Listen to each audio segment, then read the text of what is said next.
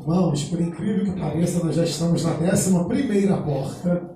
E semana que vem será a última porta. Última porta dessa saga de 12 portas. Amém, irmãos? Glória! Aleluia!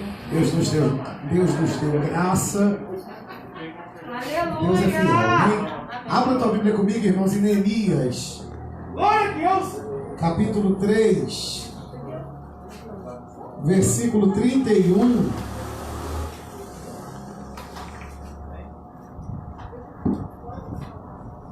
Capítulo 3, versículo 31.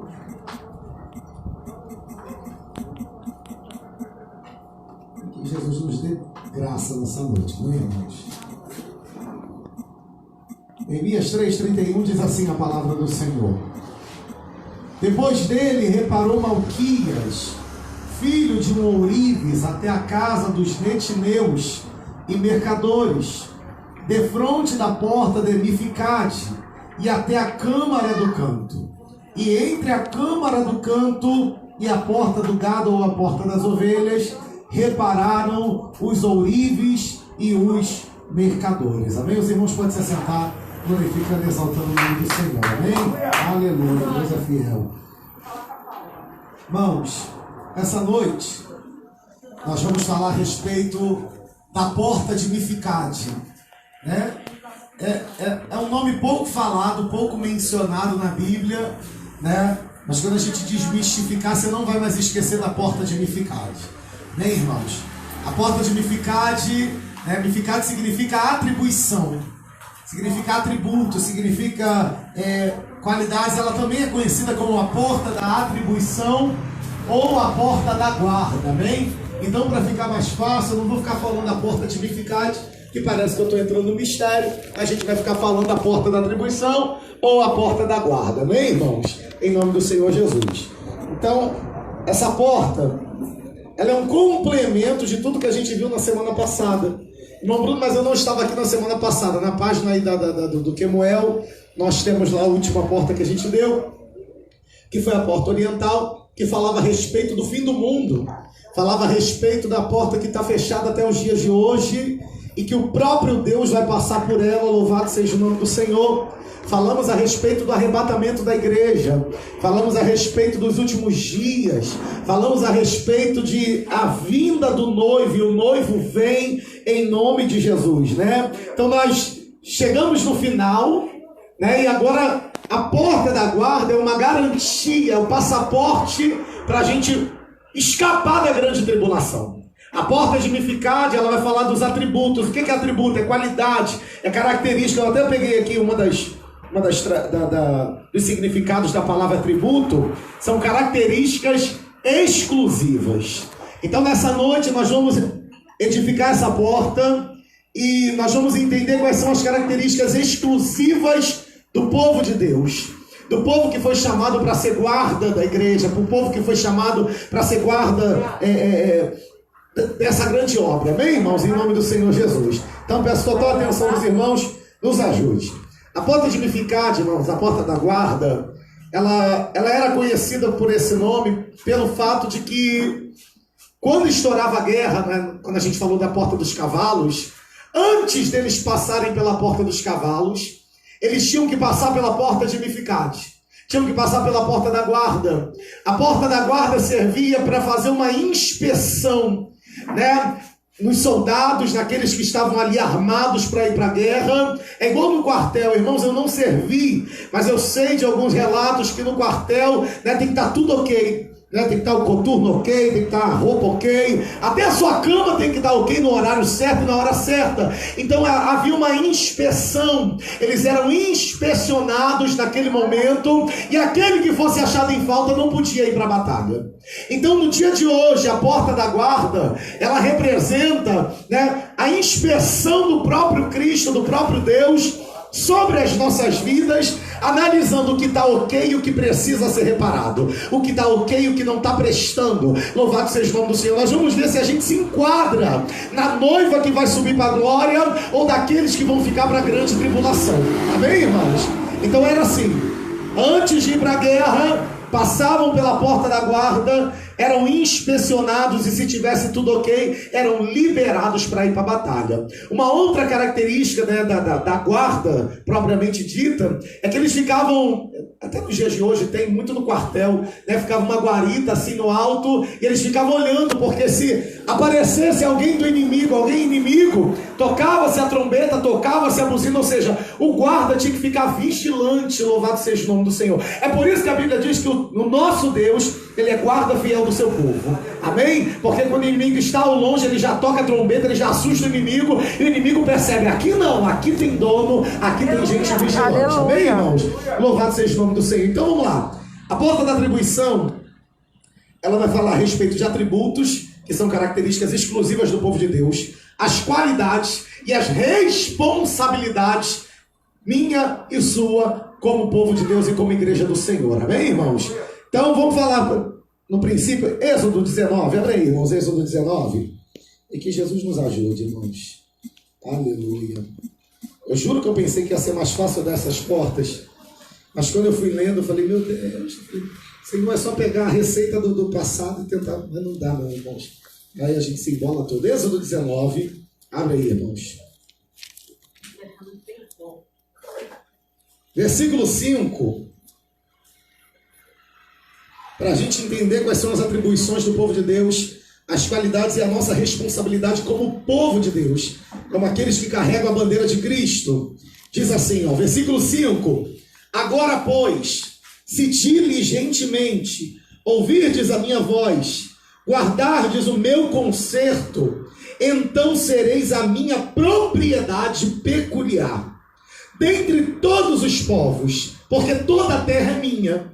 Deus está dizendo, se vocês ouvirem a minha voz, se como guarda, né, se como soldado, se como igreja, vocês tiverem os ouvidos atentos à minha voz, eu sou dono de toda a terra é minha. Eu já comando tudo. Mas se vocês ouvirem a minha voz, vocês vão ser minha propriedade peculiar. Vocês vão ser o meu povo adquirido. Vocês vão ser, eita, Jesus está agora, aqueles que serão mais próximos de mim, louvado seja o nome do Senhor. E aí ele continua dizendo assim, e vós me sereis reino sacerdotal e povo santo. Estas são as palavras que falarás aos filhos de Israel. Então o primeiro propósito de Cristo na minha vida e na tua vida e com o povo de Israel e com a igreja no geral é que nós fôssemos sacerdotes, sacerdócio real, louvado seja o nome do Senhor, e um povo santo. Então um dos atributos da igreja do Senhor é que nós somos sacerdotes de Cristo.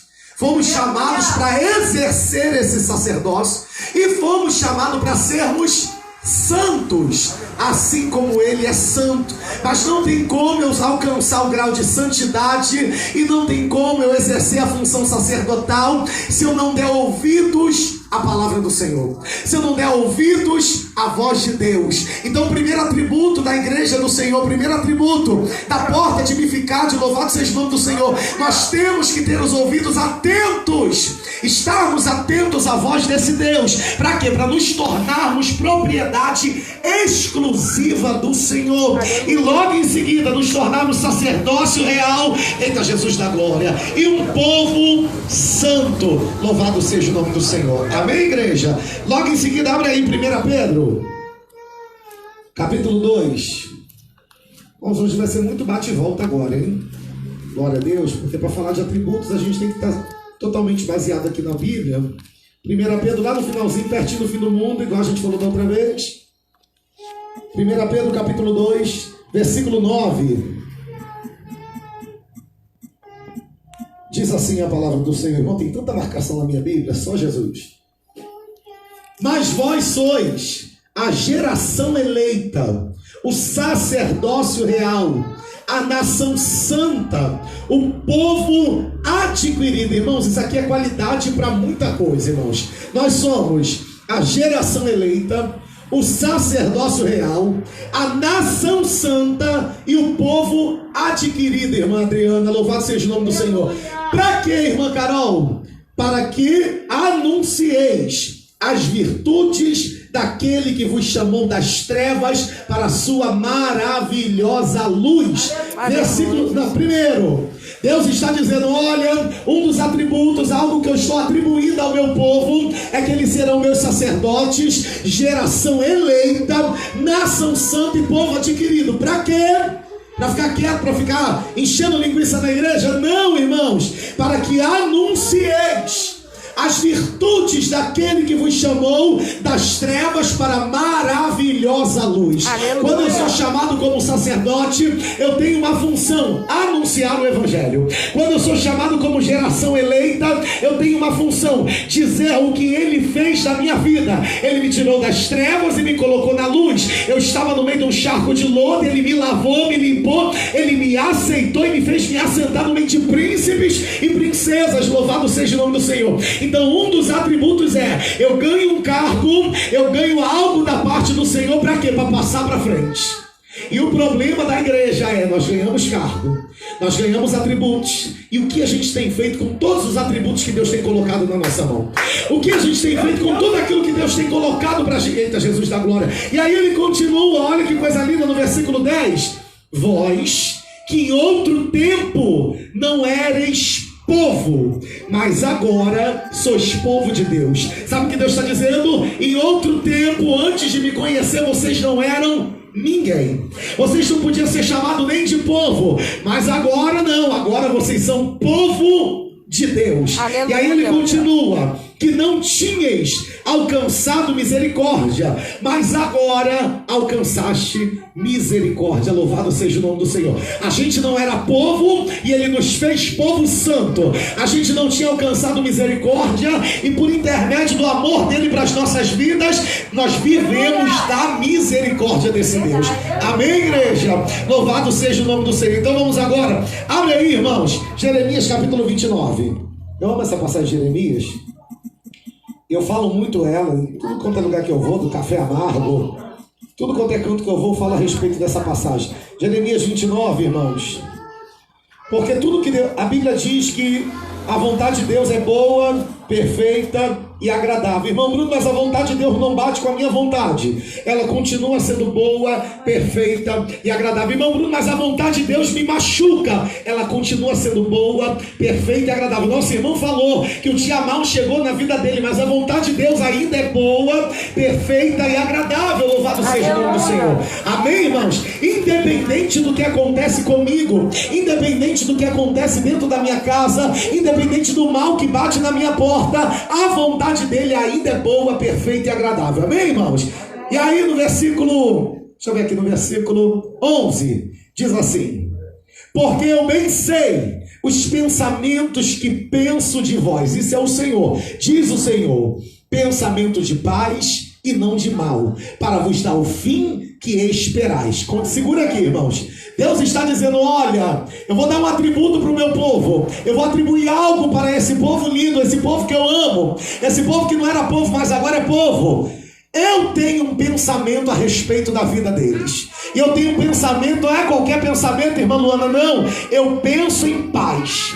Eu penso em dar um fim que eles esperam. O meu pensamento, irmão, sabe o que Deus está dizendo? Eu aqui sentado no meu trono de glória, eu só penso coisa boa para a vida da pastora Kelly. Eu aqui sentado no meu trono de glória, eu só penso coisas boas para a vida da diaconisa Adriana. Deus sentado no seu trono de glória, ele pensa coisas boas e pensamentos de paz e não de guerra. E o que ele quer? Ele quer dar o fim que a gente espera. Louvado seja o nome do Senhor.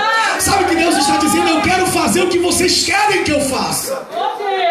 Eu tenho desejo de fazer o seu desejo. Tanto que quando ele falou para Bartimeu: Bartimeu, o que queres que eu te faça? Ele olhou para Jesus, ele virou para Jesus e disse: Senhor, eu quero ver. Então ele falou: então combinou, porque eu queria te curar e você quer ser curado, então glória a Deus, aleluia por isso. Então veja, louvado seja o nome do Senhor. O que Deus quer fazer, irmão? Deus quer fazer o desejo do nosso coração, mas ele só pode se a gente tiver todos esses atributos. Se a gente entender que somos sacerdócio real, se a gente entender que sobre nós há uma irmãos, sacerdote tem responsabilidade com a obra, sacerdote tem compromisso com as coisas de Deus, sacerdote não anda de qualquer maneira. Irmãos, Só para você entender, se um sacerdote fosse achado em falta, quando entrasse no Santo dos Santos, ele era fulminado e ninguém podia nem chegar lá, puxava a cordinha para arrastar o corpo. Para vocês entenderem, quando Deus diz que nós somos sacerdócio real, é para a gente andar com temor na presença dele. Quando ele diz que nós somos propriedade peculiar, o povo adquirido, ele está dizendo: olha, eu paguei um preço por vocês, essa propriedade é minha, eu dei o meu filho por amor a esse povo. Então a partir desse momento, quando eles me ouvem, eles viram minha propriedade. Louvado seja Deus. Sabe o que isso significa, irmãos? Eu tenho dono. Você tem um dono, louvado seja Deus. Satanás, ele tenta roubar a gente do dono, mas a gente tem dono. Louvado seja o nome do Senhor. Nós não somos qualquer um, nós não somos qualquer coisa. Nós temos um dono e o dono tem ciúme. Aleluia. Amém, igreja? E aí ele continua dizendo assim, ó: porque bem sei os pensamentos que tenho a respeito de vós, pensamento de paz e não de guerra, para vos dar o fim que esperais.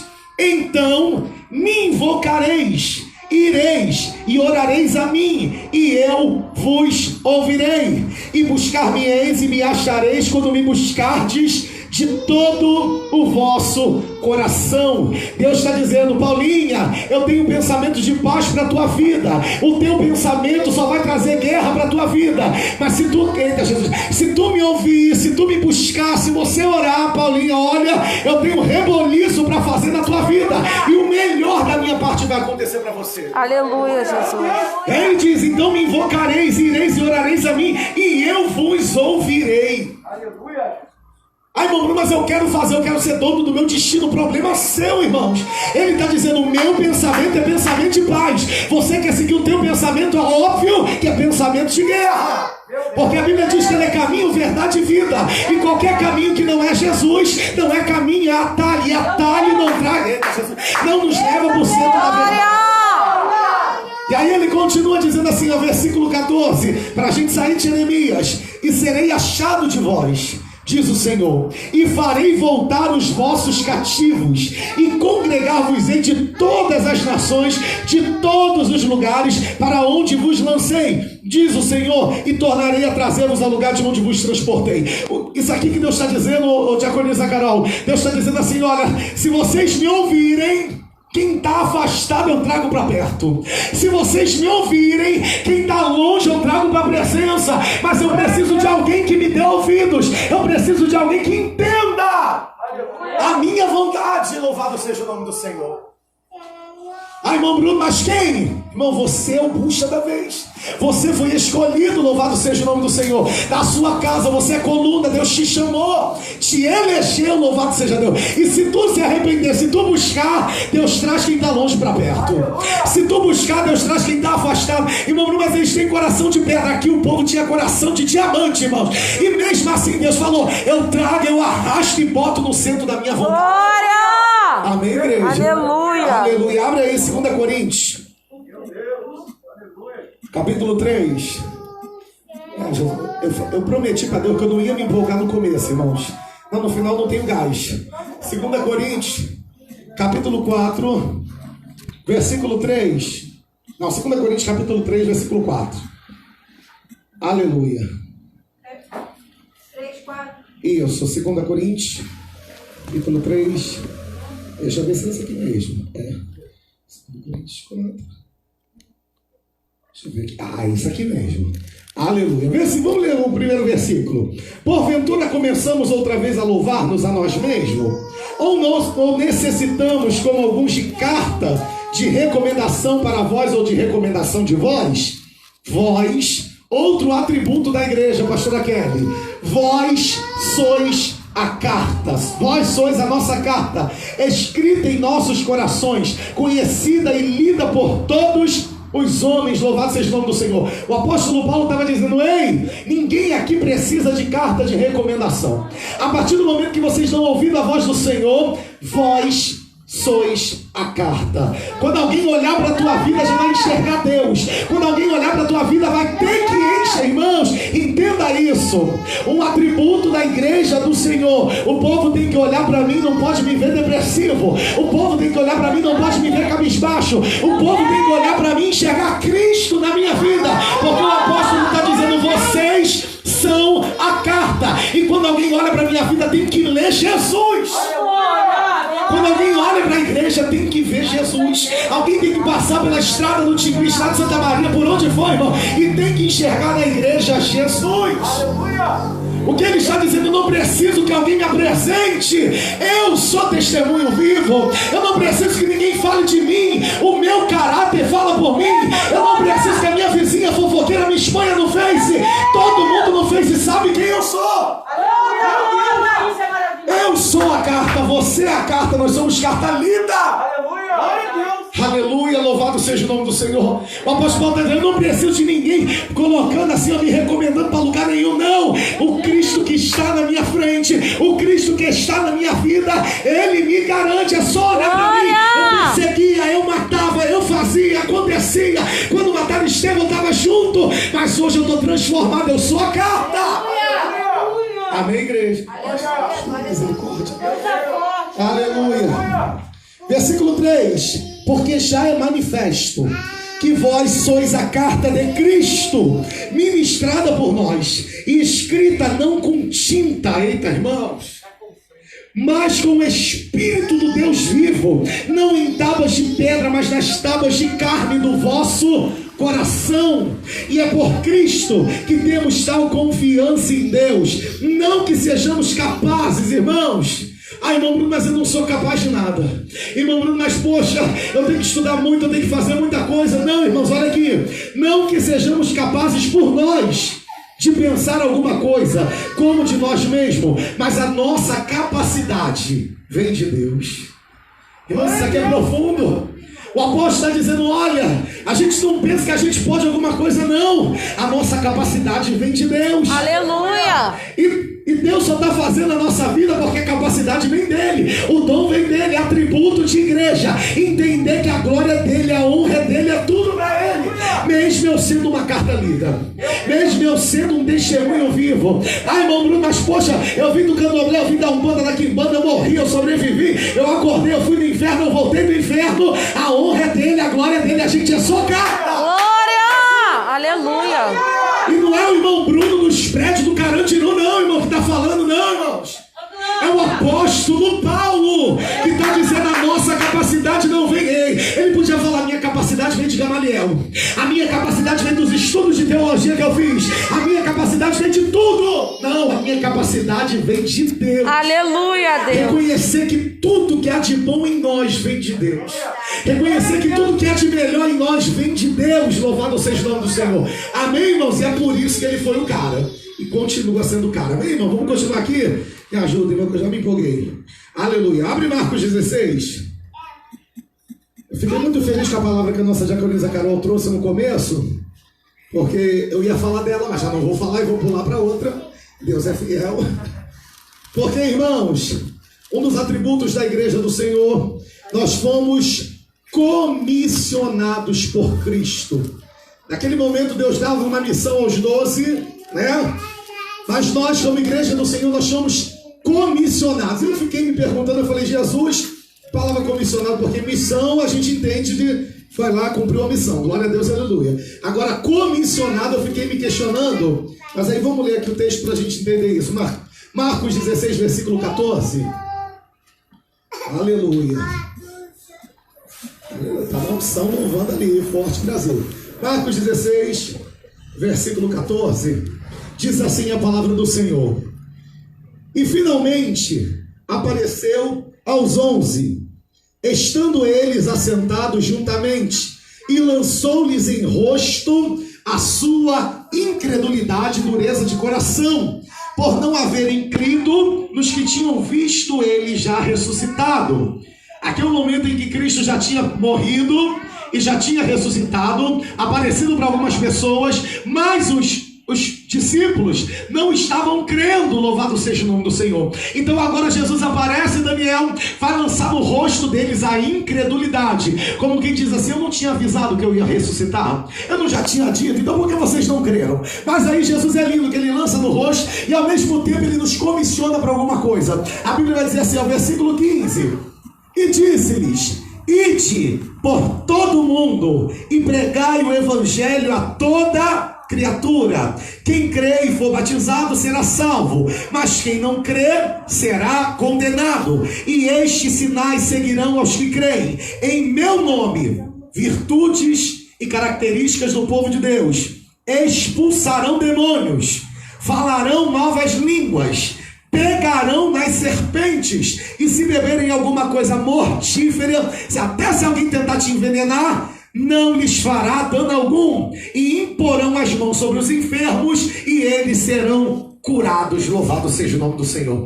Olha que coisa linda, nosso Deus, da mesma forma que Ele nos confronta, Ele nos anima. Louvado seja o nome do Senhor. Ele vem lançando a incredulidade, mas agora Ele vai dizer: olha, mesmo não crendo, mesmo sendo incrédulos, ainda não estando preparados, eu já estou comissionando vocês. Eu fui procurar, ó, diaconisa Carol, o que significa comissionado. Significa exatamente isso aqui, ó: encarregado temporariamente de algo.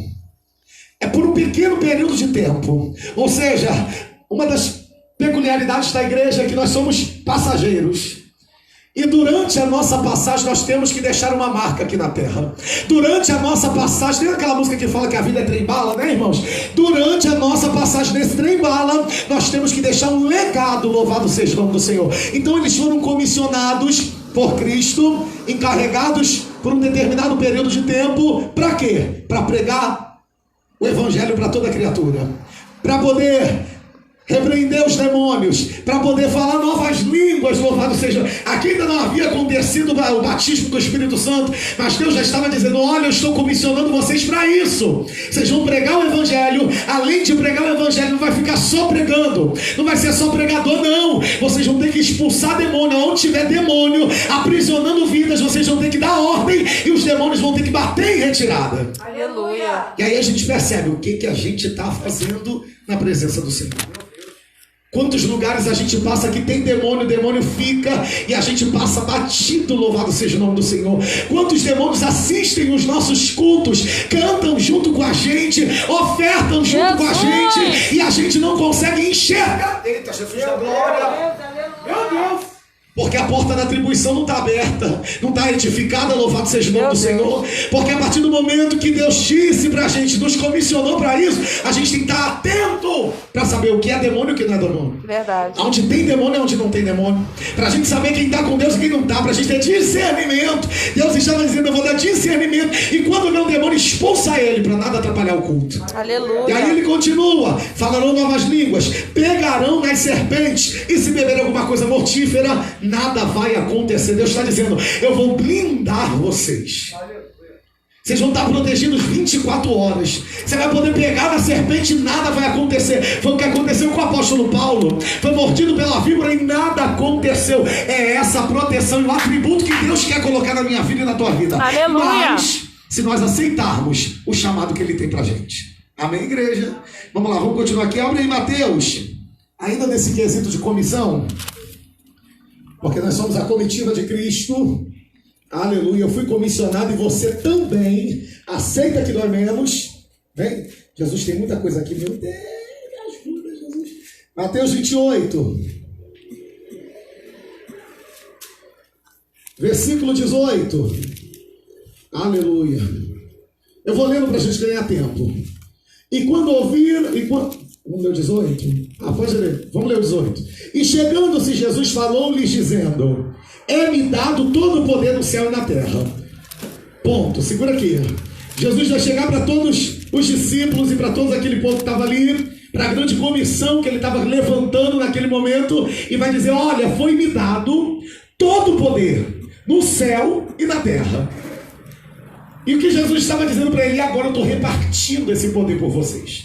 Eu estou agregando na vida de vocês, para essa comissão, esse poder. Todo o poder que eu tenho no céu e todo o poder que eu tenho na terra, eu estou dividindo, repartindo com a minha igreja, com o meu povo que fala do meu nome, que se chama pelo meu nome. E aí ele continua: portanto, ide, ensinai todas as nações, batizando em nome do Pai, do Filho e do Espírito Santo, ensinando a guardar todas as coisas que eu vos tenho mandado. E eis que eu estou convosco todos os dias até a consumação dos séculos. Mateus 28 é um complemento de tudo que a gente leu no outro. Por quê, irmãos? Deus está dizendo: ei, vocês não vão fazer isso de qualquer maneira. Vocês vão fazer isso de acordo com o poder que emana de mim sobre a vida de vocês. E aí, vamos continuar aqui, irmãos. Ainda nesse quesito, abre aí Lucas 10. Deus chama o povo. Foi o que a nossa diaconisa Carol falou. Que tem momentos que Deus ele vai permitir a gente entrar na prova sozinho, para nos testar, para saber como é que a gente está, para saber se a gente está aprovado. Louvado seja o nome do Senhor. E se Deus colocar uma bomba dessa na nossa mão, a gente tem que estar apto. Sabe aquele dia que tu entra numa casa que tu fala: meu Deus, o que eu estou fazendo aqui? A diaconisa Carol e a diaconisa Luana já passou 30 vezes isso comigo. Tem casa que a gente entra que é tenebroso, e a gente fica: Senhor, o que eu estou fazendo aqui, irmãos? Uma vez a gente foi fazer um culto, irmãos, que tinha demônio até no teto. Demônio no teto, demônio no chão, demônio em tudo quanto é canto. Que uma irmã que estava com a gente dormiu. Foi arrebatada, irmãos. Dormiu de tanta opressão. Não foi, Carol? Foi terrível. Foi a gente clamando sangue, os demônios gritando na parede: eu não saio, eu não vou embora. E se a gente não está ligado, irmãos, além da gente sair dali, deixar os demônios, ainda vai acompanhando a gente. Verdade. Porque nós precisamos andar ligados. E aí, irmãos, olha aqui. Lucas capítulo 10, versículo 17. Aleluia. E voltaram os 70 com alegria, dizendo: Senhor, esse aqui já é um momento bom, glória a Deus, porque lá atrás eles tinham ficado envergonhados. E voltaram os 70 com alegria, dizendo: Senhor, pelo teu nome até os demônios se nos sujeitam. Ai, que maravilha. E disse-lhes: eu vi a Satanás como um raio cair do céu. Versículo 19: eis que vos dou poder para pisar em escorpiões e toda a força do inimigo, e nada vos fará dano algum. Mas não vos alegrei porque se vos sujeitem os espíritos. Alegrai-vos antes por estar o vosso nome escrito nos céus. Está voltando uma grande comitiva de Cristo, e eles foram lá para exercer aquilo que Cristo mandou. Porque, irmãos, a gente só aprende na prática. Eu não tenho que ficar estudando para orar. Eu não tenho que ficar estudando para tentar pregar. Eu não tenho que ficar... Não, estudar para pregar a gente tem que estudar porque tem que passar. Mas eu não tenho que ficar me entupindo de letra. Louvado seja o nome do Senhor. Para fazer coisas pequenas na presença do Senhor. Então Jesus, ele instrui aquele povo, enche aquele povo e diz: vai e faz a minha vontade. E aí eles voltam felizes. Por quê? Porque conseguiram expulsar os demônios, e os demônios, bateram em retirada. E agora eles estão vindo todos alegres, e Jesus vai dizer: ei, desce do palco que a Xuxa é loura. Não se alegrem porque os demônios estão obedecendo. Não, se alegrem porque o nome de vocês está escrito no céu. Em outras palavras, Jesus está dizendo: eles só te obedeceram porque eles perceberam que o teu nome está no céu. Só te obedeceram porque o céu te conhece. E se o céu te conhece, o inferno te obedece. Entenda isso, irmãos. E se tiver que botar uma hashtag, bota: se o céu te conhece, o inferno te obedece. Meu Deus, é forte. Amém, irmãos? Porque o que Jesus está dizendo: ei, quando você expulsou, automaticamente, deixa eu ver aqui, se está aqui escrito aqui no céu. Está aqui no céu, manda embora. Aí tem que aceitar, porque está aqui o nome dele daqui. Ele é pouca coisa não, ele obedece a voz de Deus. E quem obedece a voz de Deus tem autoridade na presença do Senhor. Amém, igreja? Vamos pular aqui, irmãos, que eu tenho que ganhar tempo. Abre aí, Mateus 17. Porque nem tudo são flores, né, irmão? Se a gente tem que falar também que eles estavam todos empolgados. Jesus foi lá e acabou com a graça, a mostrar para eles que eles só conseguiram porque o nome deles estava no céu. Irmãos, como deve ser bom, né? Ouvir de Jesus que o nome está lá no céu. Maravilha, né? Ai, meu Deus, me ajuda a ter essa dádiva. Mateus 17, versículo 14. Vamos ler o 14, irmão? Isso. Então vamos ler o 15. Senhor, tem misericórdia do meu filho, que é lunático e sofre muito, pois muitas vezes cai no fogo e muitas vezes na água. E eu trouxe aos seus discípulos e não puderam curá-lo. Segura aí, irmãos. Eles aprendiam com Jesus, eles não aprendiam com o irmão Bruno das Candongas, não. Não aprendiam com a pastora Kelly Negrão, não. Não aprendiam com a diaconisa Adriana, com o Carol, com o Daniel, não era com qualquer um, não, irmãos. Eles aprendiam com Jesus. E eu não sei a ordem cronológica disso aqui, porque eu esqueci de pesquisar a respeito disso. Mas tudo indica que foi depois deles terem expulsado os demônios. Mas expulsar demônio é de um jeito. Agora, quando você vê um demônio como estava na vida desse menino, que se joga no fogo, e que sai do fogo e continua manifestado, e o fogo não queima, e fica ali sofrendo, atordoado, irmãos, eles olharam e ficaram apavorados. E agora, irmãos, sabe o que eu fico imaginando, Diaconisa Carol? Eles dizendo assim: ei, dá um chazinho, faz alguma coisa, leva num psicólogo, tá? Não tem jeito não, e saíram correndo. E agora eu imagino o pai dizendo: não, peraí, eu vou atrás deles, porque Jesus tem que saber quem são os discípulos dele. Irmãos, entenda, louvado seja o nome do Senhor, nada fica encoberto. Eita Jesus, nem as nossas falhas, nem os nossos acertos, Jesus fica sabendo de tudo. Verdade. Não foram eles que trouxeram aquele pai que foi correndo atrás deles. Como que diz: não, peraí, me falaram que o Jesus que vocês servem expulsa demônio. Por que vocês que servem a ele não conseguem expulsar? Meu Deus. Eita Jesus. Por onde a presença dele passa, os demônios, eita, se submetem a ele. Porque vocês que servem, irmão, que vergonha. Eu imagino aquele demônio gritando, dizendo: daqui não sai, daqui ninguém me tira. Vocês não estão em comunhão para isso.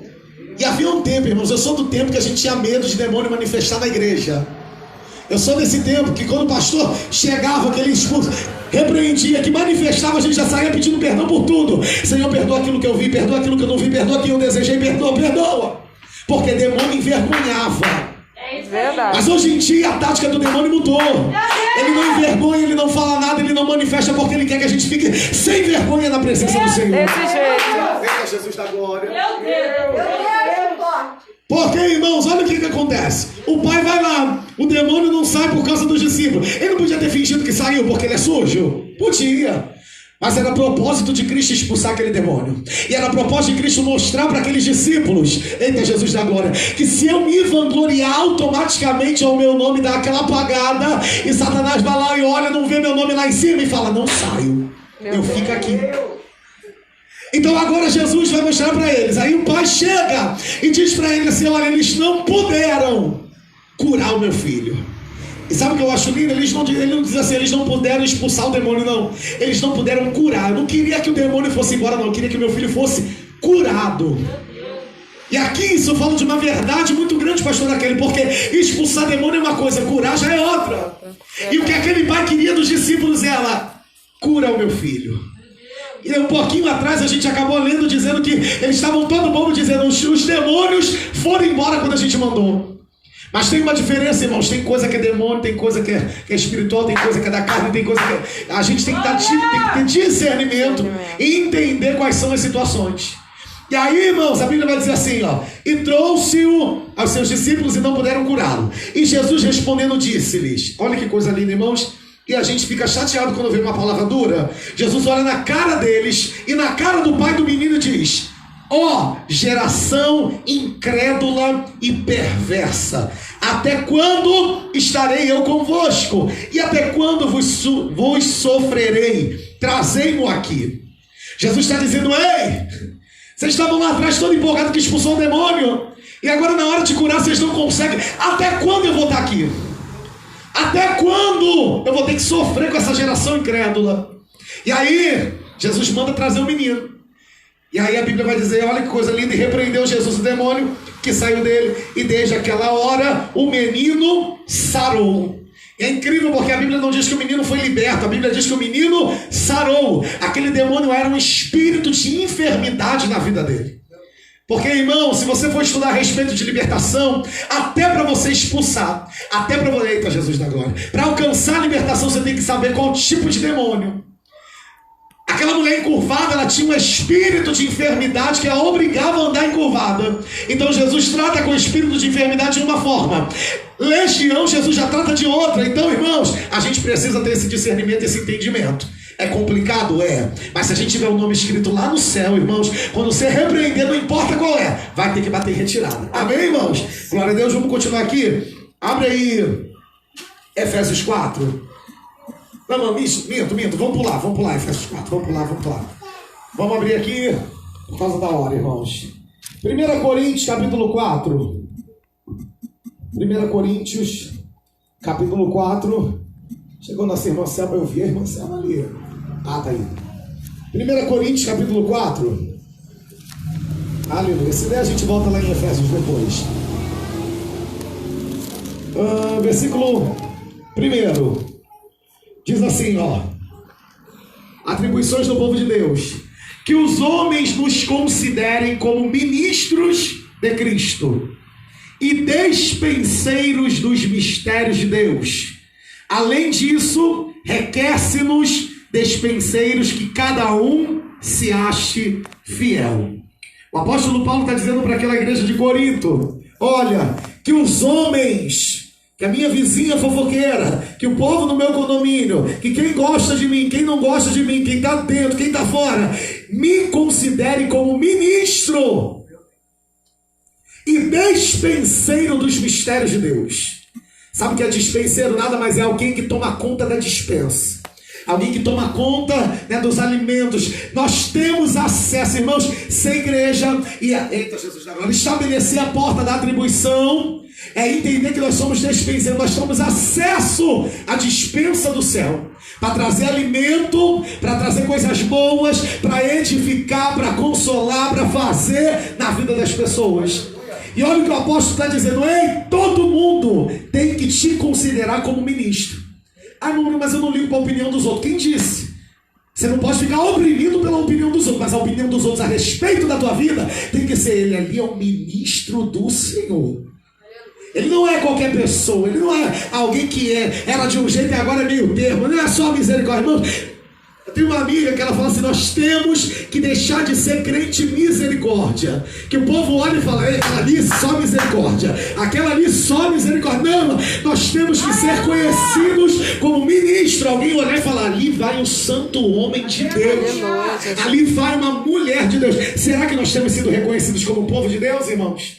E aí ele vai dizer assim, ó: e além disso, requer-se nos despenseiros que cada um se ache fiel.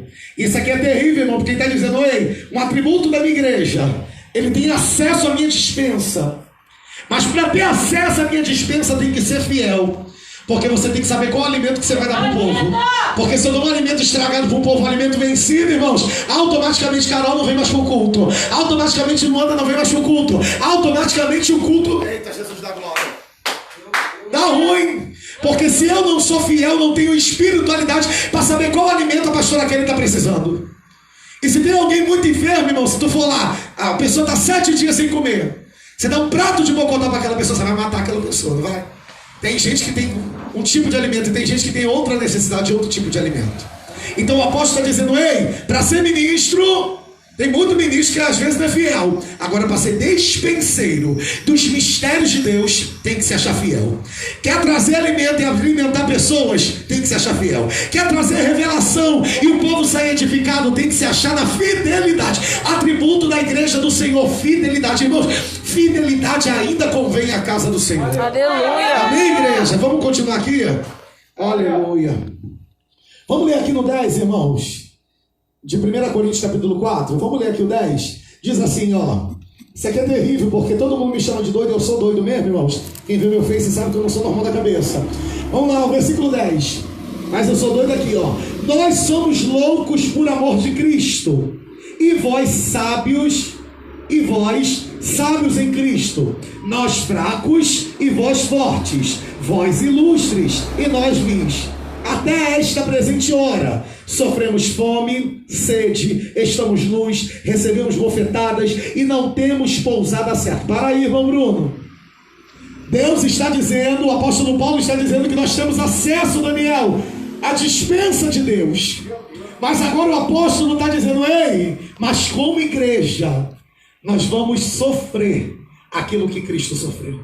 E aí ele está dizendo: olha, vocês sempre estão certos, a igreja sempre está errada. Vocês sempre têm a razão e a gente nunca tem a razão. Eita, Jesus da glória. Eita, Jesus. Por amor desse evangelho a gente sofre bofetada, a gente sofre perseguição. E aí ele vai continuar dizendo assim, ó: e nos afadigamos trabalhando com as nossas próprias mãos, somos injuriados e bendizemos. Isso aqui é terrível, irmãos. Caráter de Cristo, atributo de igreja do Senhor: ser injuriado e não injuriar. Ser amaldiçoado e não amaldiçoar. Eita, Jesus da glória. Receber um palavrão e lançar uma bênção. Aí complica para nós. Porque quando alguém afronta, a primeira coisa que eu quero é chegar na voadora. Meu Deus. Quando alguém me xinga, a primeira coisa que eu quero é lançar aquela indireta no Face. Quando alguém me perturba, o status do meu zap canta no lombo de todo mundo. Mas não pode, o apóstolo está dizendo, atributo da igreja. Somos injuriados e bem dizemos. Ah, Jesus, me dá a serenidade que eu preciso. O apóstolo está dizendo, ei, somos anestesiados. Porque quando me injuriam, eu consigo bem dizer. Porque a minha luta não é contra o Daniel, a minha luta é contra o inimigo que às vezes tenta usar o Daniel. A tua luta não é contra a minha vida, a tua luta é contra o inimigo que às vezes tenta usar a minha vida para te oprimir. E o apóstolo Paulo está dizendo, eu não posso amaldiçoar porque é a alma. E aí complica, porque ele entende de maldição, porque por onde ele passava o povo amaldiçoava. Ele entende de maldição, porque onde ele passava o povo dizia, não presta, mata crente. Não presta, eita, Jesus consentiu na morte de Estevão. Até quando Jesus chamou ele, Ananias se levanta e diz, Senhor, tem certeza? Jesus diz, vai, porque para mim é vaso escolhido. Aleluia, Deus. E pasme, irmãos, aquela pessoa que tu não gosta, que tu não vai com a cara dela, que tu tem ranço, que tu tem nojo, que tu tem ódio, Jesus pode estar olhando e dizendo, ó, pra tu é tudo isso, mas pra mim é vaso escolhido. Aleluia. Irmão Bruno, até aquela vizinha fofoqueira é vaso escolhido. A língua dela ainda vai cantar, ainda vai trazer alma para Jesus. Irmão Bruno, até minha irmã que é fofoqueira, macumbeira, Deus vai trazer ela também, se for vaso escolhido, irmãos. Você pode falar, chorar, espernear. Eu tiro por mim porque eu não gostava da Luana. Tinha ranço da Luana. E Deus olhou e falou assim, peraí, eu vou trazer ela. Ela vai vir para tua casa. Você vai ajudar ela, ainda vai fazer a obra junto contigo. Aleluia. Eu cheguei no ministério, olhava para a cara da Carol, tentava tirar um sorriso dela, e a cara dela sempre assim, ó, irmão, não sabia onde é que estava a chave que abriu o sorriso, porque não dava um sorriso, irmãos. Eu falava, Jesus, eu acho que essa irmã, acho que eu sou doido. Eu falava, meu Deus, acho que eu não estou indo muito com a cara dela, não. Aí Deus olhou e falou, vai com a cara dela assim, vai dar a escola bíblica dominical para ela e para o marido dela assim, e ela ainda vai fazer a obra junto contigo, porque para mim é vaso escolhido, ninguém quer. Aleluia. Com a tua cara eu sempre fui, mas... Aleluia, porque tu é da minha, tá doida. Amém, irmão? Vamos voltar aqui. E aí, ó, versículo 13. Não, somos perseguidos e sofremos. Somos blasfemados e rogamos. E até o presente temos chegado a ser como lixo deste mundo e como escória de todos. Aqui é um grau de espiritualidade forte. Aleluia. Vamos pular aqui, irmãos. 1 Pedro, abre aí, 1 Pedro capítulo 4, lá perto do fim do mundo. A gente, já estamos nos encaminhando para o final, em nome de Jesus, que eu preciso. Jesus. Aqui, amigo. 1 Pedro, capítulo 4, versículo 10 e 11. Irmão, tem tanta coisa aqui que eu ainda tenho que falar, me ajuda, Deus. Versículo 10, diz assim, ó. Cada um administre aos outros o dom como recebeu, como bons despenseiros da multiforme graça de Deus. Quando eu li isso aqui, eu lembrei da diaconisa Adriana. Uma vez ela foi falar da multiforme graça de Deus. Depois ela falou da profundidade de Deus. Falou um montão de coisa, lembra, Adriana? Forte Brasil. E aí ele está dizendo, cada um administre aos outros o dom como recebeu. Atributo da igreja do Senhor. Administrar para o outro aquilo que você recebeu. O que eu recebo não é para mim, o que eu recebo é para edificar vidas. O que acontece sobre a minha vida não é para mim, não é para minha glória. É para que alguém seja edificado por intermédio daquilo que acontece na minha vida. E na igreja é desse jeito, irmãos. A gente vem para cá, a gente se enche para quê? Para levar para dentro de casa? Não! A gente se enche para encher outras pessoas. E aí ele está dizendo, ei, vocês têm que administrar o dom. Eita, Jesus da glória. Administrar o dom como recebeu, como um bom dispenseiro da multiforme graça de Deus. Eu fui tentar estudar a respeito da multiforme graça de Deus, e para explicar, é perfeito isso aqui, ó, 1 Coríntios capítulo 12. 1 Coríntios 12. Diz assim a palavra do Senhor. Já vou ler para a gente ganhar tempo. Deixa eu ver aqui. O 12, versículo 4 e 5. Aleluia, diz assim, ó. Cadê 4 e 5? Me ajuda, Jesus. Achei. Ora, há diversidade de dons, mas o Espírito é o mesmo. E há diversidade de ministério, mas o Senhor é o mesmo. E eu fui tentar entender o que era a multiforme graça de Deus. E a multiforme graça de Deus, irmãos, nada mais é que a manifestação do Espírito Santo de Deus em várias formas diferentes. Se ele quiser, ele pode ser cura. Se ele quiser, ele pode ser providência. Se ele quiser, ele é coluna de nuvem. Se ele quiser, ele é coluna de fogo.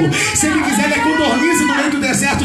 É por isso que Jesus falou para Moisés: Moisés, se alguém te perguntar quem eu sou, diga para ele que eu sou ou eu sou. Aleluia. Eu sou o que sou. Eu sou o que eles precisarem que eu seja. Eu vou ser para eles, na vida deles. Tanto que no Egito, irmãos, Jesus foi sangue no meio das águas. O Espírito Santo foi rã no meio do deserto. O Espírito Santo foi mosca. O Espírito Santo se manifestou de diversas formas. Isso é a multiforme graça de Deus. Para uns ele é cura de câncer, para outros ele é cura de bursite, para uns ele é cura do fígado, para outros ele é cura de miopia. Para cada um ele cura de uma forma, ele acha uma forma.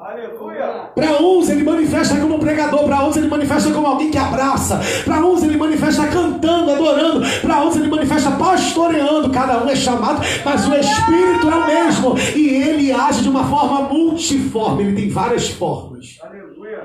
E nós, como dispenseiro e como igreja do Senhor, nós temos que saber administrar isso. E é por isso que tem muita gente frustrada, porque eu queria cantar como a pastora Kelly canta, eu queria pregar como a diaconisa Adriana prega, eu queria orar como a Luana ora. E não, irmãos, cada um vai ter que aprender a administrar o dom que Deus te deu e já está aí contigo. E cada um é chamado de um jeito, mas o Espírito é o mesmo. Amém, irmãos? E por não se falar nisso, que tem muita gente frustrada na presença do Senhor. Porque tem gente, irmãos, que sonha em ser pregador, mas tem gente que não tem chamado para ser pregador. Ah, irmão, mas eu quero pregar. Irmãos, pregar, ensinar uma coisa. Agora pregar, irmãos, qualquer um consegue pregar. Qual é a maior pregação? Jesus cura, Jesus salva, Jesus liberta, batiza, ainda leva para a glória. Só isso. Irmão, mas não sei pregar. Foi falado aqui, a tua vida é uma carta.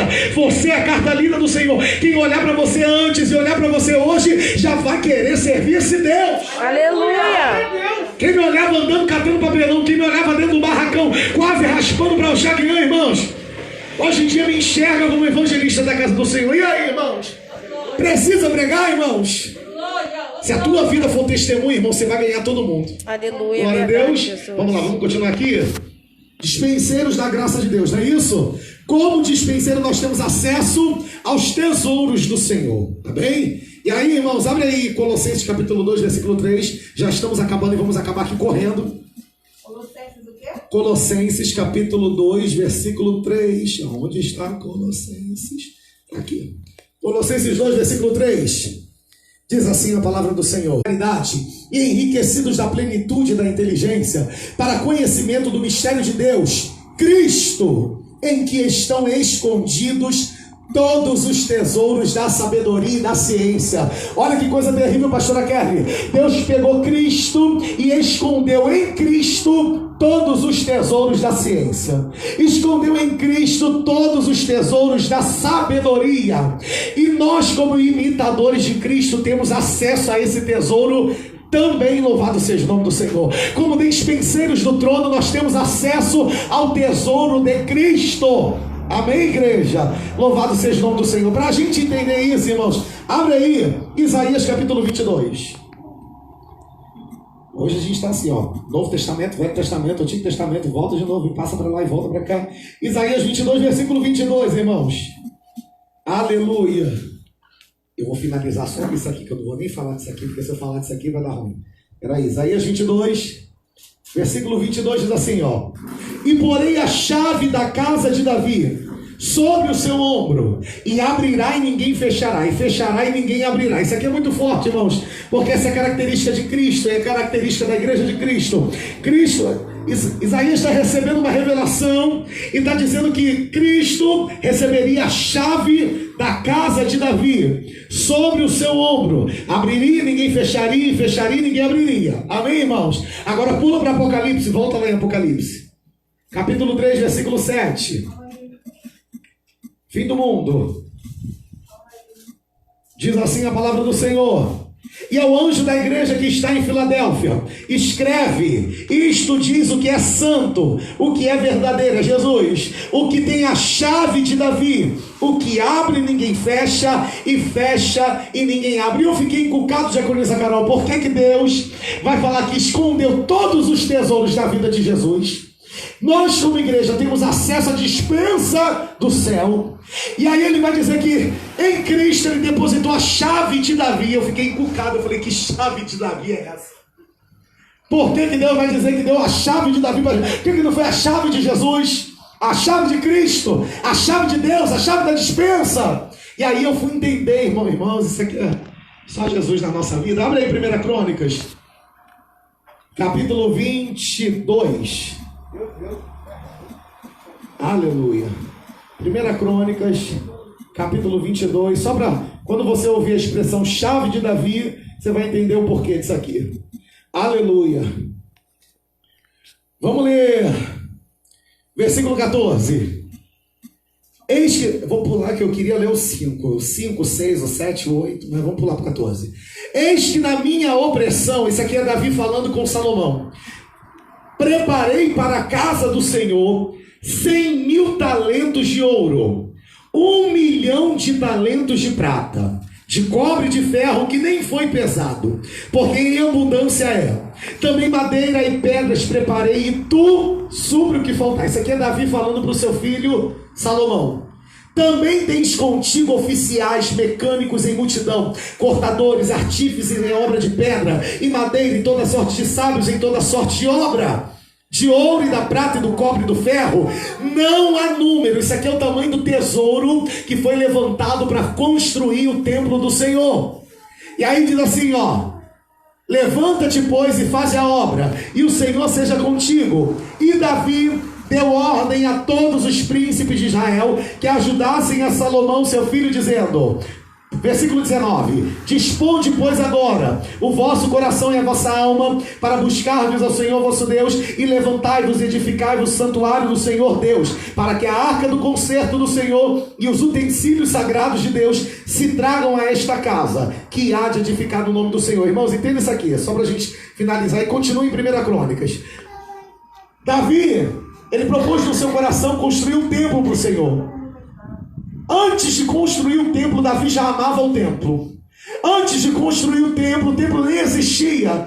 Mas Davi ele vai falar um dos salmos, que eu me esqueci qual é, que ele vai dizer assim: para que eu possa habitar todos os dias na casa do Senhor, no santuário, né, do Senhor. Mas Davi ainda não tinha construído o templo, então ele sentiu o desejo, pastor, de construir um templo. E é por isso que Davi era um homem segundo o coração de Deus.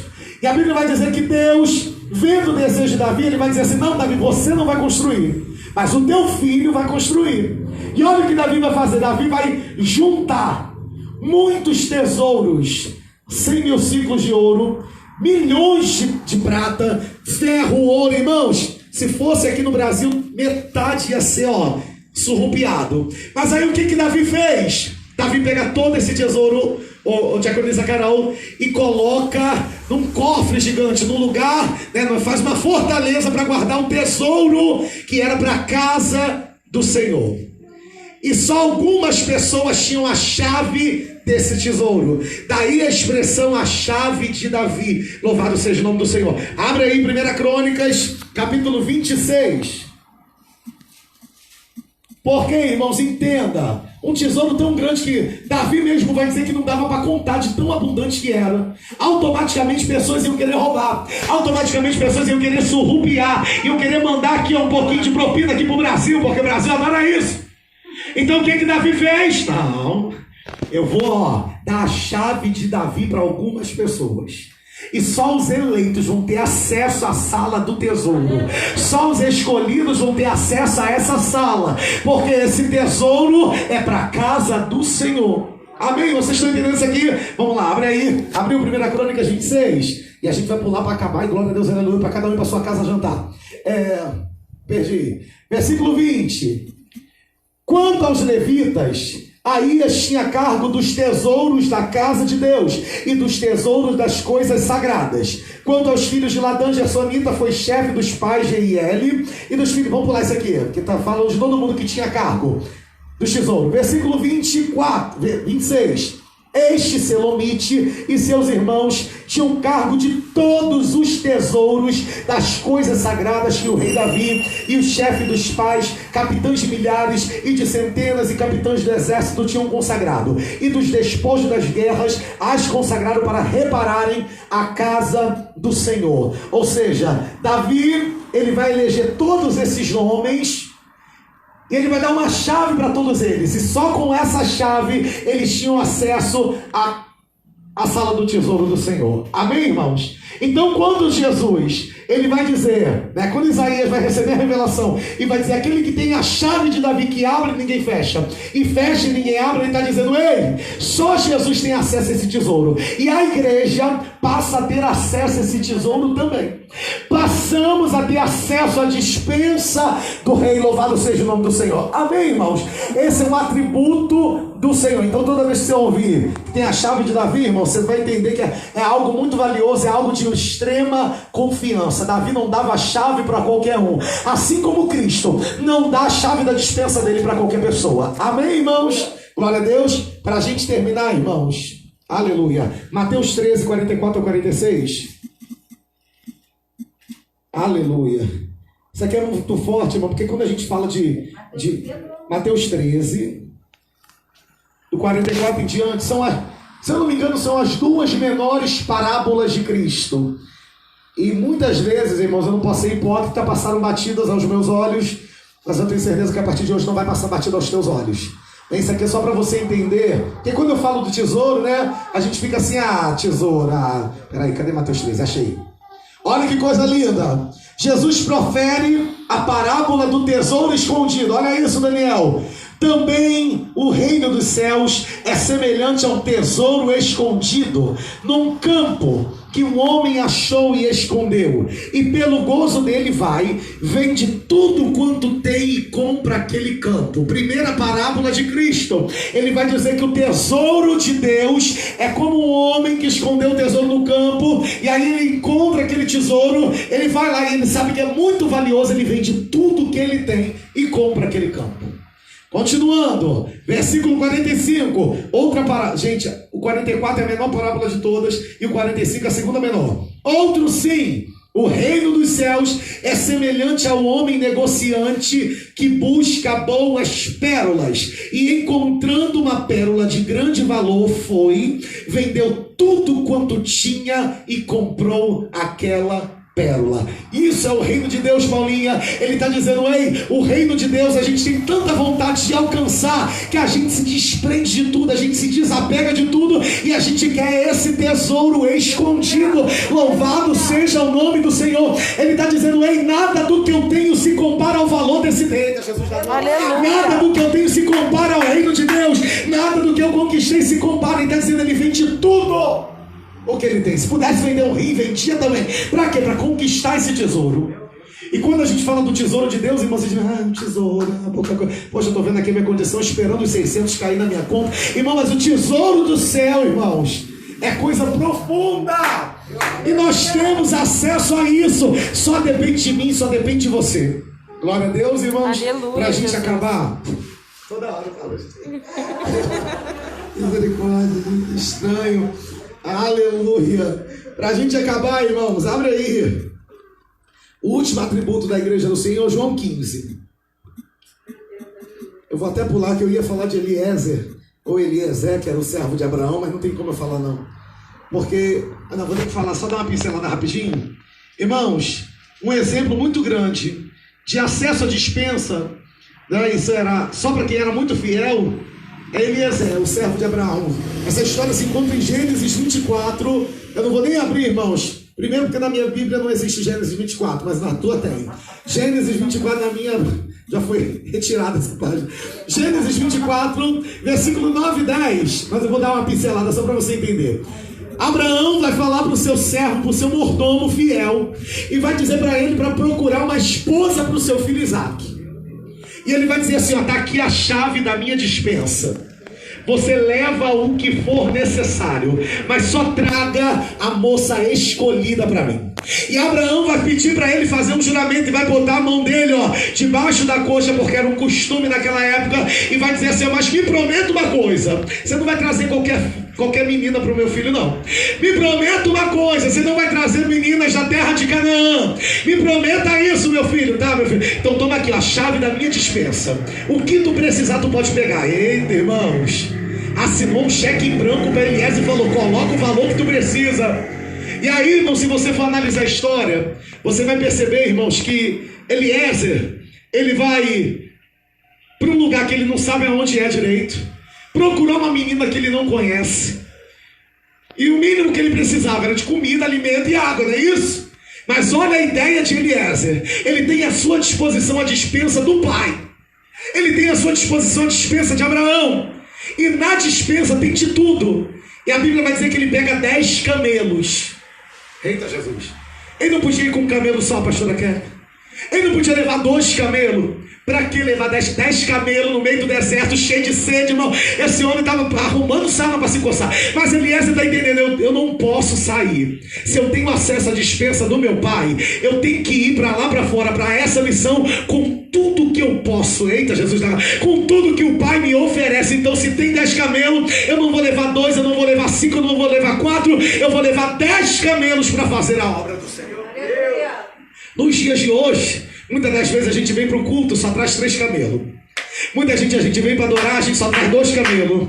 Muitas vezes a gente vem para uma oração e a gente só usa só a pata do camelo, o rabo do camelo. E Deus está dizendo: ei, na minha dispensa tem um monte de coisa. Usa tudo isso aí, mas faz o que eu estou mandando. Atributo do povo de Deus: saber usar aquilo que Deus está colocando na tua mão. É por isso que ele diz que o obreiro aprovado, ele sabe manejar, irmãos, a palavra do Senhor, a espada do Senhor. Louvado seja Deus. Amém, igreja? Então, irmão, não deixe de estudar essa passagem. Gênesis capítulo 24, versículo 9 e 10. Amém? Glória a Deus. E aí ele vai, irmãos. E você sabe quanto de litro de água que um camelo com sede bebe, irmãos? 200 litros de água. Como eram 10 camelos, 2.000 litros de água era necessário para poder abastecer aqueles camelos. Ele não podia levar só um, não, mas ele quis levar 10. Porque ele sabia que o Deus de Abraão era brabo. Ele sabia que o Deus de Abraão não ia deixar ele envergonhado. E quem tem confiança no Pai que tem, eita Jesus, agora sabe que é Ele que capacita, é Ele que garante. Aleluia. Glória a Deus. Aleluia. Finalizando João 15, em nome de Jesus, deixa eu até fechar aqui, a gente vai embora, pelo amor de Cristo. João 15, versículo 2. Diz assim, ó: último atributo para quem está assistindo em casa, em nome de Jesus. Se tu não lembrar de nada, lembra disso aqui. Vamos ler o versículo primeiro. Eu sou a videira verdadeira, e meu pai é o lavrador. Toda vara que em mim não dá fruto, tira ela, limpa e limpa toda aquela que dá fruto, para que dê mais fruto. Vós já estás limpo pela palavra. Irmãos, e depois dessas 11 portas, não é possível que você não está limpo pela palavra que vos tenho falado. Está em mim e eu em vós. Não pode dar fruto se não estiver na videira, assim também vós, se não estiverdes em mim. Eu sou a videira, vós as varas. Quem está em mim e eu nele, este dá muito fruto, porque sem mim nada podereis fazer. Obrigação da igreja, não é só atributo, dá fruto. Prova de que eu tenho Cristo na minha vida, eu tenho fruto. Prova de que eu sou homem de Deus, fruto. Prova de que Deus é da tua vida, é teu amigo, fruto. Ele está dizendo: ei, quem está na videira tem obrigação de dar fruto. Eu tenho obrigação de ter almas. Eu tenho obrigação de mostrar obra diante desse Deus. Porque ele está dizendo: aquele que está em mim, eu estou nele, ele dá fruto.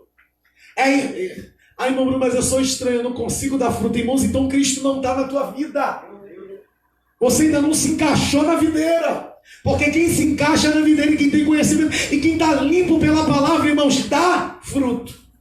E o que é dar fruto, irmãos? Pregar a palavra. O que é dar fruto? É ajudar o necessitado. O que é dar fruto? Ser compassivo. O que é dar fruto? É ter compaixão. Isso é dar fruto.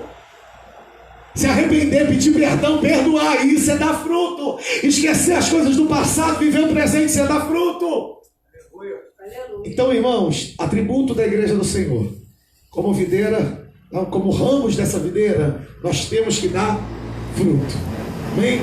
Restaurar a porta de Mificade, restaurar a porta da guarda, é fazer uma inspeção em toda a nossa a armadura, fazer uma inspeção na nossa videira, fazer uma inspeção na nossa figueira, porque se formos achados em falta, irmão, Jesus vai fazer como fez com aquela figueira. Foi procurar um fruto e não encontrou. O que ele fez? Nunca mais nasça fruto de ti. Amém, irmãos? Na semana que vem, nós vamos estudar a nossa última. Bem, irmãos? E acabou, vocês vão cansar. Cansou de ver minha cara. Vai ser a última porta, e a porta de Efraim.